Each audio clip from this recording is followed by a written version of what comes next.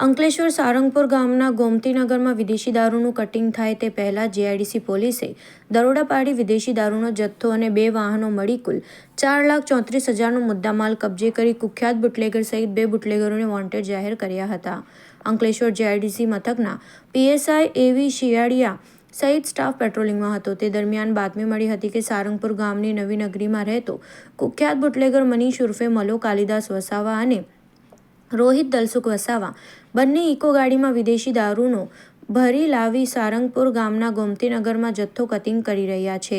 બંને બુટલેગરો ઇકો કારમાંથી વિદેશી દારૂનો જથ્થો ઉતારી મોપેડ પર મૂકી રહ્યા છે. જેવી બાતમીના આધારે પોલીસે દરોડા પાડ્યા હતા. પોલીસના દરોડાને પગલે બંને ઈસમો ફરાર થઈ ગયા હતા. પોલીસને સ્થળ પરથી વિદેશી દારૂની 795 નંગ બોટલ મળી આવી હતી. પોલીસે સ્થળ પરથી 1,64,000નો દારૂ અને ઇકો સહિત મોપેડ મળી કુલ 4,34,000નો મુદ્દામાલ કબજે કરી કુખ્યાત બુટલેગર સહિત બંને બુટલેગરોને વોન્ટેડ જાહેર કરી વધુ તપાસ હાથ ધરી છે.